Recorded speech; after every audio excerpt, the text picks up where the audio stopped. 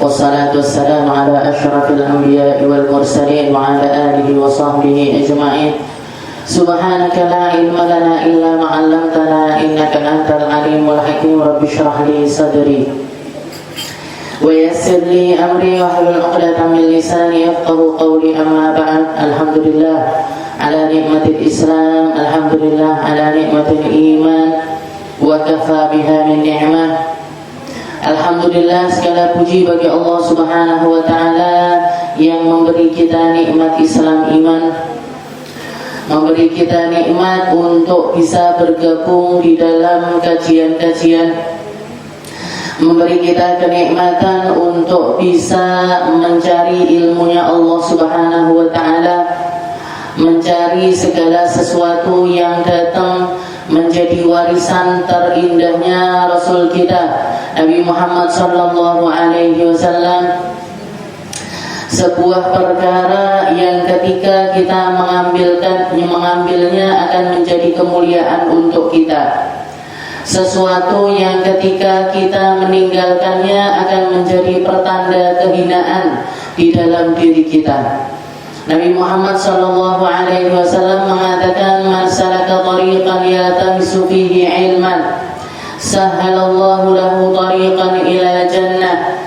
Seseorang yang berjalan di jalan ilmu, sesungguhnya dia sedang mempermudah jalannya menuju surga.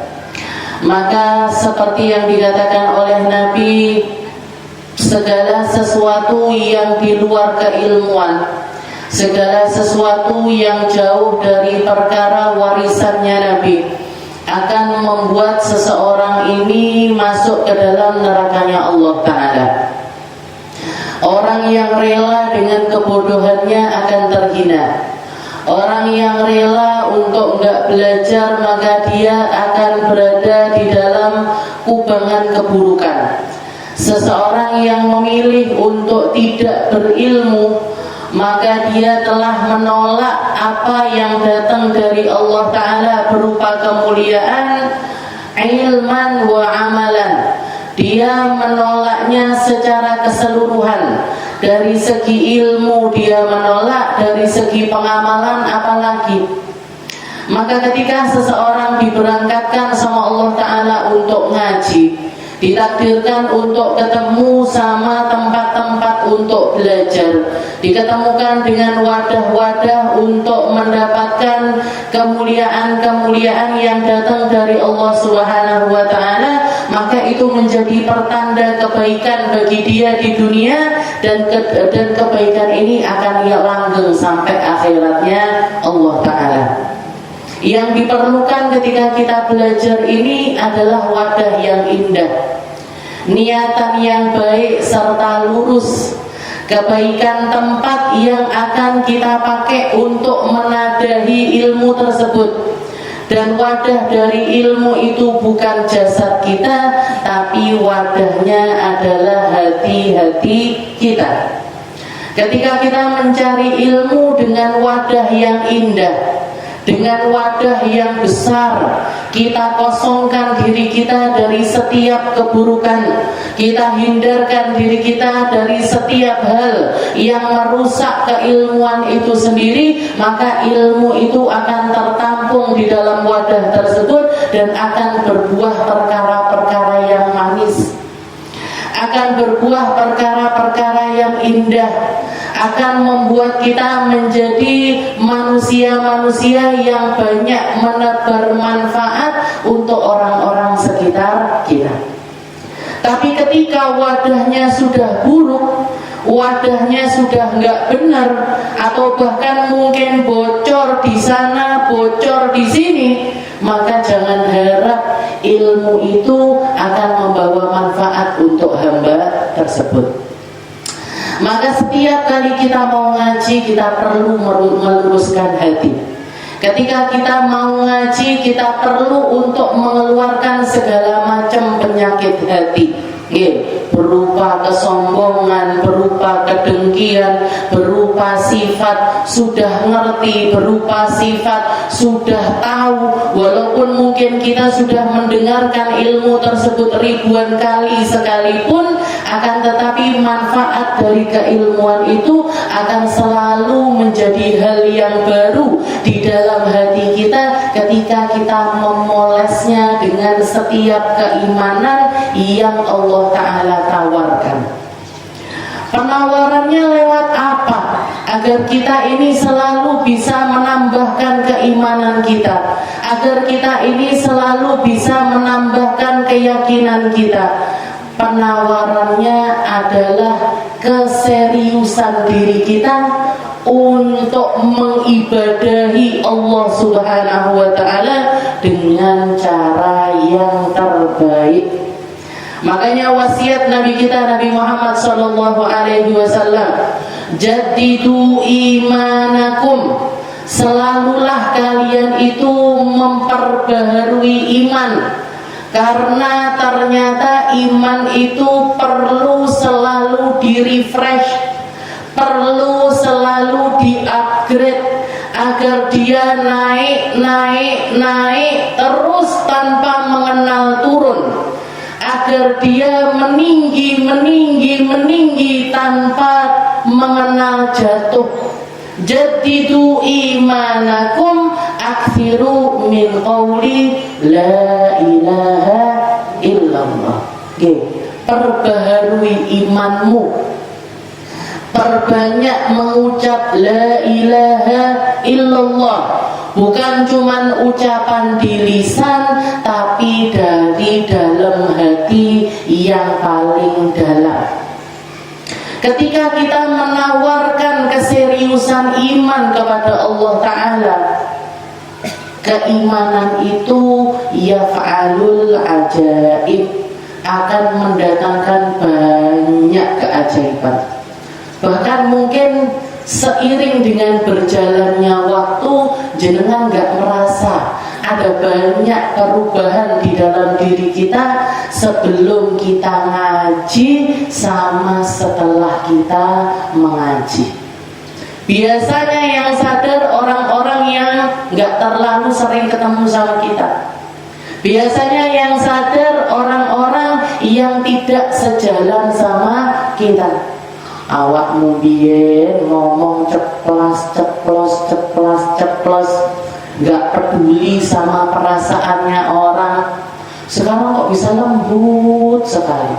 Aku ngaji neng Al-Bajjah. Aku saiki muridnya Buya ya. Saya muridnya Umi Virus, malu dong jadi muridnya ulama besar, tapi mulut saya nggak tambah baik. Sekarang kamu penampilannya solihah sekali ya.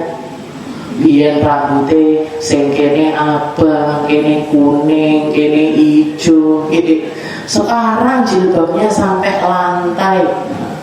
Iya dong, aku kan saiki ngaji. Mosok podo orang yang ngaji sama orang yang nggak ngaji. Nah itu semuanya apa? Itu semuanya buah dari keilmuan, buah dari keseriusan, buah dari hal-hal yang Allah Ta'ala titipkan di dalam diri panjenengan ketika wadah kita ini bagus di dalam menimba setiap ilmu. Mungkin-mungkin sama Allah Ta'ala dikasih hati yang indah, sama Allah Ta'ala digampangkan untuk meluruskan niat, sama Allah Ta'ala digampangkan untuk melangkah di tempat-tempat kebaikan, sama Allah Ta'ala diberikan hal-hal yang indah untuk datang di dalam kehidupan kita, sehingga apa yang kita usahakan ini tidak bernilai sia-sia, tapi membawa kebermanfaatan yang besar untuk diri kita, utamanya di akhirat nanti. Dan seringkali Allah Ta'ala memberikan cicipan-cicipan kebaikan itu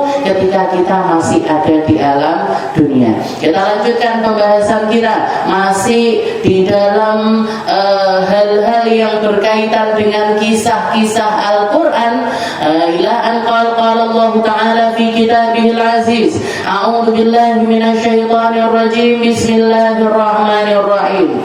Wa minan nasi man yattakhidhu min dunillahi andadan yuhibbunahum kahubbillah walladzina amanu ashaddu hubban lillah walau yara alladhina zalamu idh yarawna al'adzab anna al-quwwata lillahi jami'a wa anna allaha syadidul adzab. Salah satu firman Allah Ta'ala untuk memperingatkan kita manusia, Allah Ta'ala memberikan wasiat ini lewat lisan Nabi kita Nabi Muhammad Sallallahu Alaihi Wasallam tentang macam-macam jenisnya manusia, tentang hal-hal yang dipilih manusia untuk mereka menjalani kehidupan. Allah Subhanahu wa Ta'ala mengatakan, wa minan nasi may yattakhidhu min dunillahi andada. Di antara manusia, bahkan sebagian besar manusia, mereka memilih untuk hidup wa yattakhidhu min dunillahi andada. Mereka menjadikan perkara-perkara selain Allah, mereka menjadikan hal-hal yang menjadi makhluknya Allah, para ciptaannya Allah, mereka jadikan itu semuanya setara dengan Allah Ta'ala. Wa minan nasi man yattakhidhu min dunillahi andada yuhibbunahum kahubbillah. Mereka mencintai perkara-perkara tersebut semacam orang-orang beriman mencintai Allah Subhanahu wa Ta'ala. Ada orang memilih hidup terpenuhi dirinya, terpenuhi hasratnya, terpenuhi keinginannya untuk mengumpulkan perkara-perkara duniawi. Sebagian di antara mereka memilih untuk bersaing di dalam kedudukan-kedudukan di mata manusia. Sebagian lagi menjadikan orang-orang yang tidak layak untuk bersanding dengan Allah Ta'ala, mereka mengidolakannya, memuja-mujanya, menganggap itu semuanya adalah sesembahan-sesembahan selain Allah Ta'ala. Wa minan nasi may yattakhidhu min dunillah. Jadi min dunillah selain Allah ini bukan cuma manusia, tapi segala perkara yang lainnya mereka menganggapnya itu layak untuk bersanding dengan Allah Ta'ala. Yuhibbunahum kahubbillah. Mereka mencintai perkara-perkara tersebut kalladzina amanu yuhibbunallah, setara dengan orang-orang beriman ketika mereka mencintai Allah Subhanahu wa Ta'ala. Orang-orang yang cinta sama Allah Ta'ala, orang-orang yang memahami makna hubungan manusia dengan Tuhannya, orang-orang yang memiliki keimanan di dalam hatinya, mereka akan meluangkan banyak waktunya untuk beribadah kepada Allah Ta'ala.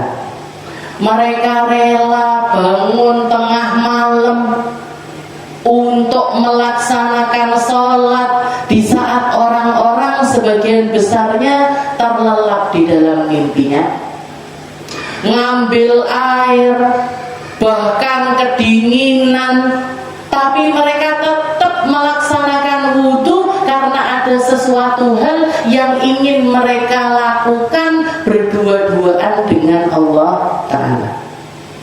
Sebagian lagi ada kelompok manusia yang lain yang juga enggak tidur di malam hari, tapi bukan untuk melakukan peribadatan kepada Allah.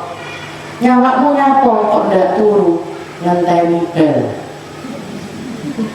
Ada pertandingan Indonesia lawan Brazil, ndak enek koyo tapi Indonesia nggak masuk Piala Dunia, nggak masuk apa-apa. Ada pertandingan ini, negara ini tanding sama negara ini, jam loro di lampu tangi, yo ndak wudu, yo ndak rauh, langsung ngudek kopi. Ada ini orang-orang model macam ini. Mereka bangkai yang terfokus dirinya cinta banget sama pekerjaannya, bangun tengah malam nyapo budal neng pasar belanja. Kenapa? Ada pesanan masakan besok buat 500 orang. Nyari sayur yang paling fresh, nyari bumbu yang paling bagus, nawar harga dengan penawaran yang paling mentok, istilahnya di lampu, bercapek-capek keluar rumah, gelap-gelapan untuk mendapatkan bahan-bahan yang terbaik, karena dia tahu nanti makanan ini kalau terjual saya akan dapat nominal keuntungan sekian-sekian. Ini apa buatan? Ada banyak modelnya manusia melakukan hal yang sama di waktu yang sama, tapi persepsinya beda-beda. Tangi bengi kabeh, bangun di malam hari semuanya, tapi yang satu bermunajat, berlinangan air mata, nyari ampunannya Allah, nyari pertaubatan dari Allah, nyari hal-hal yang indah dari Allah Ta'ala. Tapi yang ini yang dicari pertandingan bola, yang dicari kopi, yang dicari keuntungan duniawi. Bahkan gak sedikit di antara mereka yang dicari adalah hal-hal yang membuat Allah Ta'ala sangat-sangat murka. Maaf, para pelacur itu jajakan dirinya di tengah malam, melakukan perkara-perkara yang buruk di tengah malam, berzina, berjudi, minum khamr, melakukan banyak hal yang dimurkai Allah Ta'ala di saat orang-orang beriman menjadikan waktu-waktu itu menjadi waktu paling sakral di dalam kehidupannya, karena itu adalah waktu yang paling intim bersama Allah Ta'ala. Wa minan nas mayyattakhidhu min dunillahi andada. Berapa banyak golongan manusia yang menjadikan tujuan hidup mereka bukan Allah, yang menjadikan seluruh kehidupannya untuk perkara-perkara yang remeh, yang menjadikan mereka berkorban di dalam segala hal bukan untuk Allah, tapi untuk sesuatu yang gak masuk akal. Harusnya mereka mencintai perkara-perkara tersebut. Yuhibbunahum kahubbillah, katanya Allah Ta'ala, mereka mencintai perkara-perkara tersebut setara dengan cintanya orang-orang beriman kepada Allah Ta'ala. Ini pas pembotan sebenarnya. Yang semacam ini benar apa enggak? Harusnya kamu membandingkan aku dengan dunia, kamu bandingin aku dengan bola, kamu bandingin aku dengan kedudukan, kamu bandingin aku dengan perkara-perkara yang semacam ini pantas apa enggak? Katanya Allah Ta'ala, yuhibbunahum kahubbillah. Katanya ini Allah Ta'ala yang mengatakan, Bu, yuhibbunahum kahubbillah. Mereka memilih hidup di dalam kehinaan yang semacam itu, mengeluh-elukan. Ada orang begitu cintanya dengan para artis, begitu cintanya dengan para penyanyi, begitu cintanya dengan para biduan. Ada konsernya mereka digelar, rela ngabisin uang berjuta-juta untuk melihat manusia-manusia terlaknat semacam itu, untuk melihat hal-hal yang sangat-sangat jauh dari moralnya manusia. Bahkan pakaiannya minim, omongannya kotor, dikasih panggung, dikasih mic, dikasih tempat, dibayar dengan bayaran yang mahal. Tapi kamu untuk perkara-perkara yang nyampaikan kamu ke surganya Allah Ta'ala, rela gak kamu berkorban semacam itu? Karena buktinya orang kalau dimintai untuk masjid, untuk musola, untuk pondok pesantren, untuk gelaran maulid, untuk gelaran Isra Mi'raj, untuk gelaran kebaikan-kebaikan. Mereka mengatakan larang, kok panggah jaluk sumbangan naik. Kotak dikelilingkan ini. Kalau jenengan masukkan di situ 10.000 di majelis taklim, jenengan merasa besakeh di 10.000. Padahal 10.000 itu kalau jenengan masuk ke Indomaret, Bu, dapat pembalut aja nggak dapat. Ini apa? Jenengan budal ke warung bakso, sek kudu nambahi 5.000 neh. Ada bakso harga 10.000.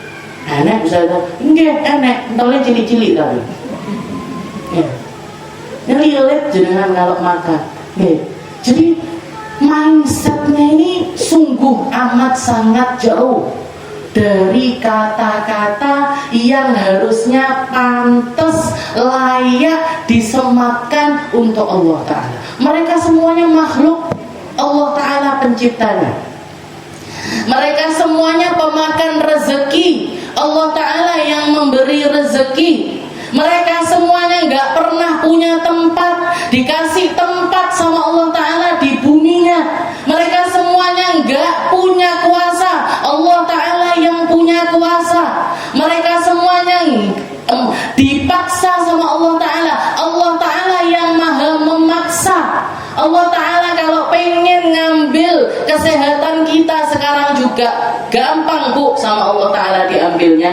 Kalau Allah Ta'ala mau ngambil rezekinya kita sekarang juga diambil sama Allah Ta'ala rezekinya kita. Kalau kita mau diambil sama Allah Ta'ala kekuatan kita, diambil sama Allah Ta'ala kekuatan kita. Allah Ta'ala yang maha mampu, mereka semuanya nggak mampu. Tapi kenapa sebagian besar manusia justru hidup untuk perkara-perkara yang semacam itu? Yuhibbunahum kahubbillah, katanya Allah Ta'ala. Mereka mencintai perkara-perkara tersebut semacam orang-orang beriman mencintai Allah Ta'ala. Tapi setelah itu ditangkis sama Allah Ta'ala. Katanya Allah Ta'ala, walladzina amanu asyaddu hubban lillah. Tapi orang-orang yang punya keimanan yang benar itu selalu akan ada. Orang-orang yang tulus benar-benar di dalam keimanannya akan selalu ada di antara manusia. Dan mereka ini, golongan yang satu ini, yang spesial dari golongan hamba-hamba beriman, asyaddu hubban lillah, cintanya sama Allah Ta'ala luar biasa. Pengorbanannya untuk Allah Ta'ala nggak bisa dinalar sama manusia. Untuk menirukan mereka, orang-orang ini, orang-orang yang ingin mengikuti jejak mereka, mereka sudah mulia mulai dari kerentek pertamanya. Makanya orang-orang yang membuktikan keimanan mereka, yang serius di dalam keimanan mereka, Allah Ta'ala selalu menawarkan pahala mulai dari titik awal. Mulai dari pertama kali ini loh, Bu. Ambil simpelnya, jenengan berangkat ke majelis ini. Allah Ta'ala sudah menawarkan surganya mulai dari jenengan masih di rumah masing-masing. Durung budal kae, sik arep rawuh. Raup nama boten jenengan budal mriki. Aku setengah loro kok ngaji nang Al-Bahjah. Tak pipis dhisik. Habis itu wudu, rawuh, cuci muka, sikat gigi, luluran, suwan pula dadak luluran bareng. Bersih-bersih, mantes-manteskan baju, mantes-manteskan jilbab, bibiran tipis-tipis bendak dikira tipes. Misalkan Jadi mulai dari jenengan kerentek awal itu sudah pahala terus loh, Bu. Itu sudah Allah Ta'ala ngasih pahala kepada kita terus menerus, nggak putus sampai jenengan keluar rumah, sampai jenengan berangkat. Ada yang naik sepeda, ada yang jalan kaki, ada yang naik motor, ada yang naik mobil. Itu nilai pahala. Sampai jenengan duduk di sini, sampai jenengan dengarkan, sampai nanti kita bubarkan, semua tawaran-tawaran keindahan, keagungan dari Allah Ta'ala nggak pernah terputus.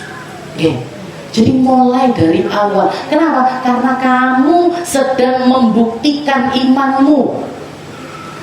Yang datang ke sini mungkin rumahnya nggak paling dekat, mungkin waktunya nggak paling longgar, mungkin tanggungannya di rumah macem-macem, duwe toko, duwe bojo, duwe anak, duwe putu, duwe apa nih? Sembarang-barang jenengan duwe. Tapi ditinggalkan semuanya untuk ngaji di sini. Ini setiap pembuktian keimanan itu Allah Ta'ala menawarkan pahala min awalih, dari awal. Bahkan dilanggengkan sama Allah Ta'ala penawaran pahalanya ini sampai kita meninggal dunia. Sampai misalkan kita nggak bisa datang ke majelis karena sakit kah, karena kita sedang repot dengan sesuatu yang lain, dikasih sama Allah Ta'ala pahalanya. Orang yang biasa sholat di masjid, setelah itu dia nggak bisa sholat di masjid karena sakit atau karena sesuatu yang lain, bukan karena keinginan sendiri, maka Allah Ta'ala mengatakan orang ini meskipun nggak hadir tetap dapat pahalanya. Absensinya jenengan otomatis, nggak pakai titit ritet, nggak pakai absensi jempol ritet. Ini absensinya Allah Ta'ala ini jauh dari apa yang bisa kita pikirkan, dari absensinya manusia. Walladzina amanu asyaddu. Jadi seakan-akan Allah Ta'ala bahkan seakan-akan Allah Subhanahu wa Ta'ala, saya nggak peduli semua orang di seluruh dunia, misalkan semuanya memilih untuk berpaling sama Allah Ta'ala, berpaling dari Allah Subhanahu wa Ta'ala, tapi bumi ini gak akan pernah kosong dari orang-orang ahli iman yang mereka itu serius di dalam imannya. Dan yang sedikit ini lebih berharga di sisi Allah Ta'ala dibandingkan lautan manusia tersebut. Nabi Muhammad SAW ketika hijrah ke Madinah, ketika sebelum berangkat hijrah ke negeri Madinah, itu orang-orang Mekah yang beriman memang sudah tertakar. Nggak sampai ratusan orang. Tapi ketika Rasulullah ini mentok, Allah Ta'ala sudah, wes Muhammad sudah sampai sini. Ini memang jatahnya orang Mekah yang beriman untuk waktu sekarang ini. Kamu mau berdakwah macam apapun, mereka nggak akan nambah, mereka nggak akan bertambah. Si orang yang beriman sudah segini, ya sudah. Tapi yang sedikit ini jauh lebih berharga di sisi Allah Ta'ala ketimbang lautan manusia tersebut. Jadi Allah Ta'ala nggak peduli dengan banyaknya lautan manusia yang bermaksiat, dengan lautan banyaknya manusia yang berpaling dari Allah Ta'ala, dengan banyaknya konser-konser keburukan dan dihadiri ribuan orang dengan harga yang mahal, dengan pakaian-pakaiannya mereka yang menyilaukan, dengan panggung-panggungnya mereka yang gemerlap, nggak ada nilainya sedikit pun di sisi Allah Subhanahu wa Ta'ala. Tapi begitu sebaliknya, meskipun masjid-masjid itu cuma berisi 3 orang, 4 orang, 10 orang, 15 orang, mereka adalah orang-orang yang dipuji sama Allah Ta'ala di dalam firman-Nya ini.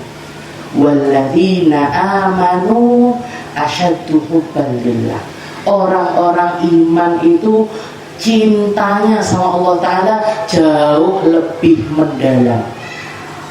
Mereka kalau sudah merasakan rasanya iman, mereka kalau sudah jatuh cinta sama Allah Ta'ala, itu adalah sebuah rasa yang akan meredamkan setiap keburukan. Kayak kita lihat kisahnya Sayyidina Bilal bin Rabah. Sayyidina Bilal bin Rabah itu punya beliau adalah seorang budak, punya tuan yang bernama Umayyah bin Khalaf. Seperti yang saya sering ceritakan, Umayyah bin Khalaf ini bukan cuma orang jahat, bukan cuma orang kafir, bukan cuma orang yang nggak mau beriman sama Nabi Muhammad SAW, tapi di dalam dirinya ada semacam sifat di mana ketika dia menyakiti seseorang ada kepuasan di dalam hatinya. Sehingga Sayyidina Bilal ini disiksa. Nanti setiap kali siksaannya ini sudah hampir mencapai puncaknya, diselamatkan, diobati, dikasih makanan yang layak, untuk kemudian besok disiksa dengan cara yang sama. Ini Sayyidina Bilal. Jadi dikatakan Sayyidina Bilal ini sebelum siksaan puncak yang ceritanya itu masyhur di antara kita, ditimpa dengan batu yang besar, dengan dikasih pakaian yang sangat-sangat panas terbuat dari besi, ditaruh di tengah-tengah padang pasir yang panas. Itu sebelum itu siksaannya sudah luar biasa, Bu. Pernah dikatakan Sayyidina Bilal diikat kedua tangannya. Setelah itu tali itu dikekangkan, di tali kekangnya seekor kuda. Kuda itu suruh keliling-keliling di tengah-tengah panasnya negeri Mekah. Sampai apa? Sampai seluruh badannya Sayyidina Bilal ini nggak ada tempat kecuali terluka di situ. Berdarah-darah, hancur, nggak karu-karuan. Tapi setelah itu apa? Dilepas, Bu. Dilepas, diobati, dikasih makan, dikasih minum, sampai luka-lukanya sudah hampir kering, luka-lukanya sudah hampir sembuh, digitukan lagi. Seperti itu terus menerus, gak ada habisnya. Sampai yang terakhir beliau diperlakukan dengan cara yang semacam itu. Ditaruh di tengah panasnya matahari, ditimpa dengan batu yang sangat besar. Tapi ketika beliau selesai setelah keadaan tersebut, ketika ditanya sama orang-orang, wahai Sayyidina Bilal, apa rasa yang kamu rasakan ketika kamu itu ada di bawah penyiksaan dari Umayyah bin Khalaf? Katanya Sayyidina Bilal, ini lama sya'urtu bil alam, saya setiap kali merasakan perihnya sakit, luka akibat dari perbuatan tuan saya Umayyah bin Khalaf, saya mazajtuha bil iman, saya mengobatinya dengan iman. Betadin saya iman, perban saya iman, yang saya kucurkan di situ iman. Sehingga apa? Falamma mazajtuha bil iman, ketika aku mencampurnya dengan keimanan, maka ternyata nikmatnya beriman ini jauh melampaui rasa sakit saya, sehingga rasa sakit saya itu tidak terasa sama sekali. Tidak ngerasain sakit, Bu, beliau. Bahkan kalau dibandingkan nikmatnya apa yang keluar dari lisan saya, karena yang keluar dari lisannya beliau waktu itu dalam keadaan sakit yang luar biasa, yang gak bisa dinalar dengan nalarnya manusia, beliau pingsan berkali-kali, yang bisa keluar dari lisannya cuman kalimat ahadun ahad, ahadun ahad, ahadun ahad. Kalimat ahadun ahad itu yang menunjukkan campuran keimanan, dicampur dengan kecintaan, dicampur dengan ridhonya Allah Ta'ala, dicampur dengan setiap kemuliaan. Rasa tersebut mengalahkan setiap sakit yang beliau rasakan. Ini yang dikatakan oleh Sayyidina Bilal bin Rabah, yang pada akhirnya dikatakan Allah Ta'ala ketika melihat apa yang rasa yang begitu dalam yang ada di dalam diri Sayyidina Bilal, Allah Ta'ala yang mengangkat beliau, bahkan nikmat-nikmat itu terus ditambah sampai akhir hayatnya Sayyidina Bilal. Walladzina amanu asyaddu hubban lillah. Kalau kamu mau lihat orang mencintai Allah Subhanahu wa Ta'ala, kamu enggak akan melihat rasa cinta yang dalam semacam cintanya para ahli iman kepada Allah Subhanahu wa Ta'ala. Mereka rela ketemu Allah Ta'ala sesering mungkin. Mereka rela lisannya nggak lepas dari mengingat Allah Subhanahu wa Ta'ala. Hartanya diberikan, jiwanya diberikan, pikirannya diberikan. Semua apa yang bisa mereka persembahkan kepada Allah Ta'ala akan mereka persembahkan untuk menunjukkan cintanya kepada Allah Subhanahu wa Ta'ala.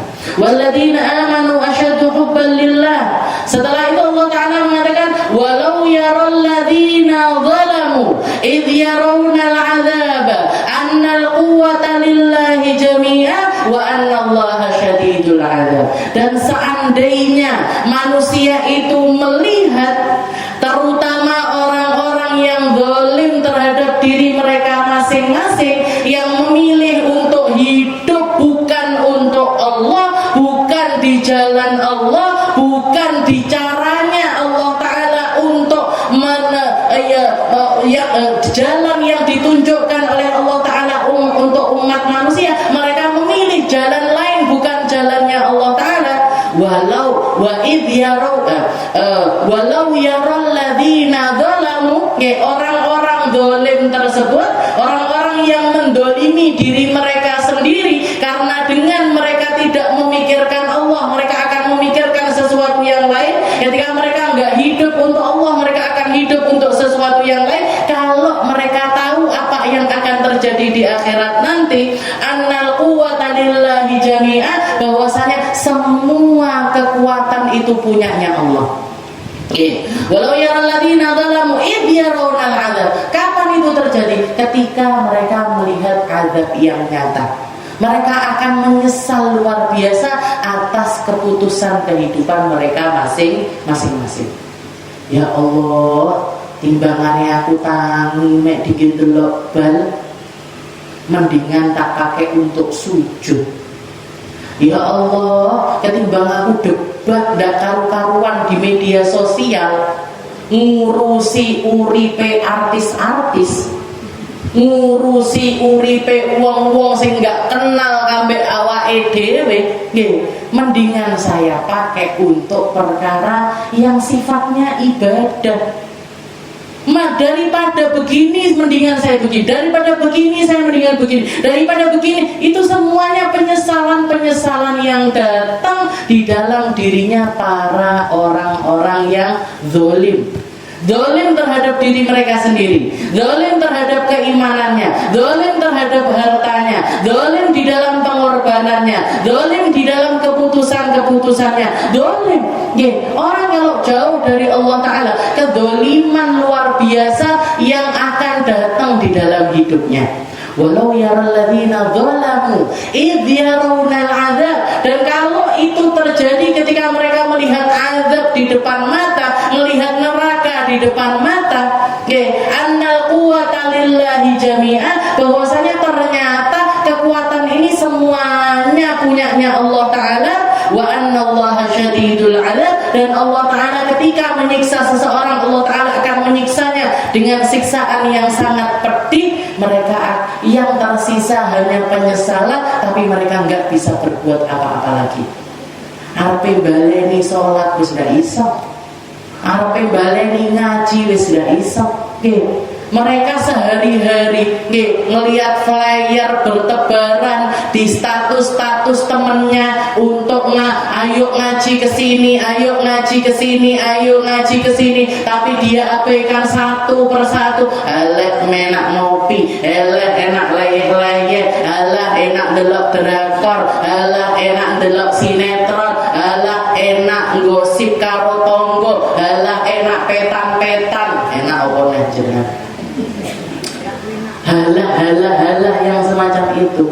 Mereka akan menyesalinya satu persatu di hadapan azab yang dibentangkan sama Allah Ta'ala di depan kedua mata mereka.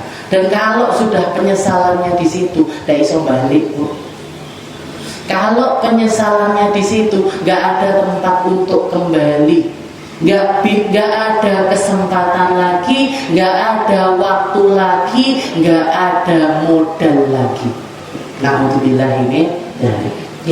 Jadi pilihannya cuma satu, Pilihannya cuma satu, jenengan taat seneng sampai akhirat nanti, atau enggak taat menyesal sampai akhirat nanti. Dan itu harus selalu kita ulang-ulang. Aku lek ngene getun apa enggak yo? Saya kalau ngomong gini getun apa enggak yo? Saya kalau mikir gini nyesel apa enggak ya? Ini azab apa nikmat? Ini bikin saya sengsara di akhirat atau bikin saya gembira di akhirat? Pilihannya cuma itu aja.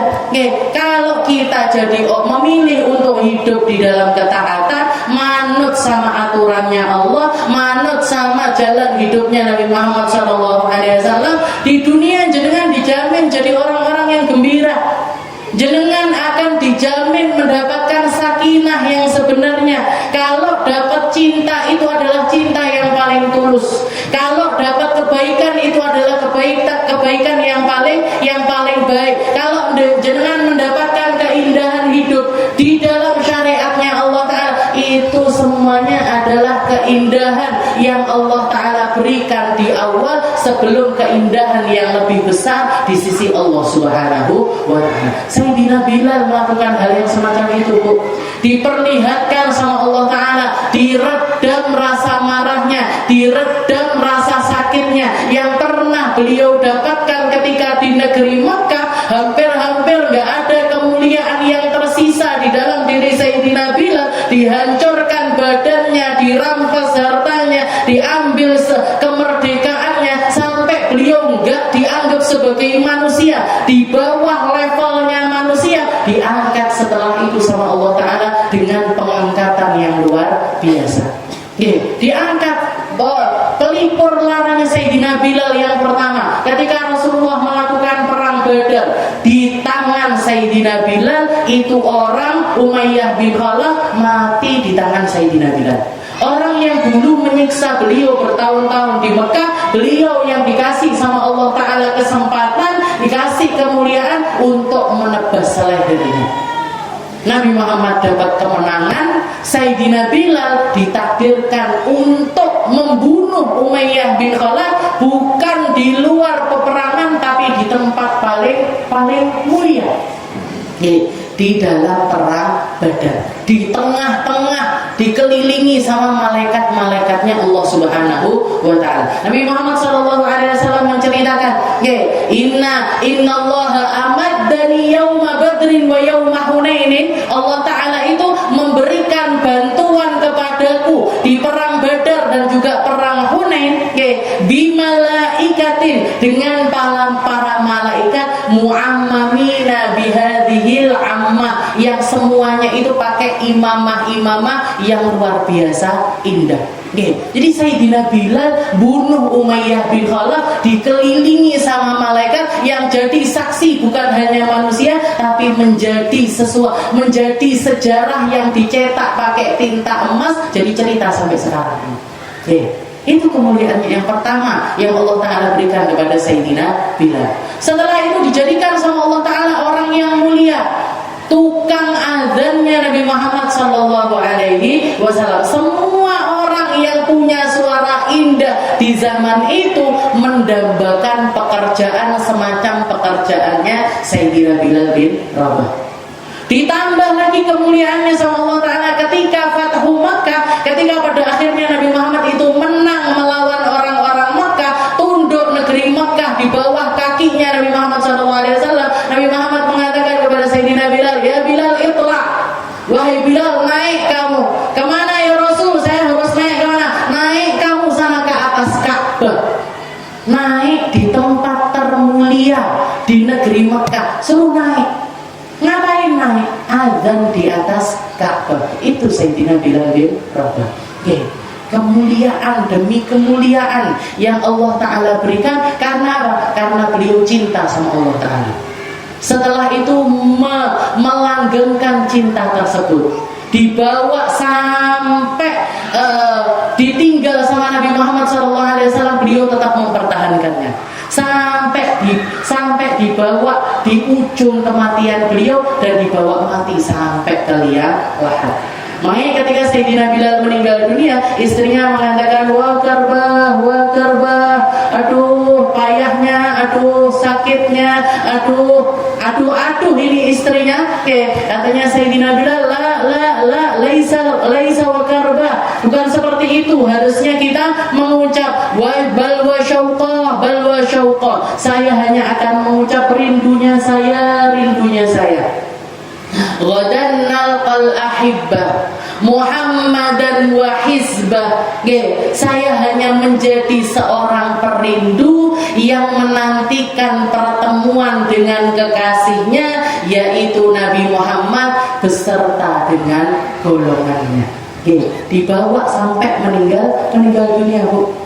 Dibawa rasa ini tadi sampai bertemu dengan Allah Ta'ala. Walladzina amanu asyaddu hubban lillah. Orang-orang yang kita nggak akan pernah menemukan seorang pecinta yang lebih dalam cintanya ketimbang para ahli iman mencintai Allah Subhanahu wa Ta'ala. Walau yara alladziina zalamu idh yarawna 'adzaba anna al-quwwata lillahi jami'a wa anna Allaha syadidul 'adzab. Kita lanjutkan insyaallah di pertemuan selanjutnya. Wallahu a'lam bishawab.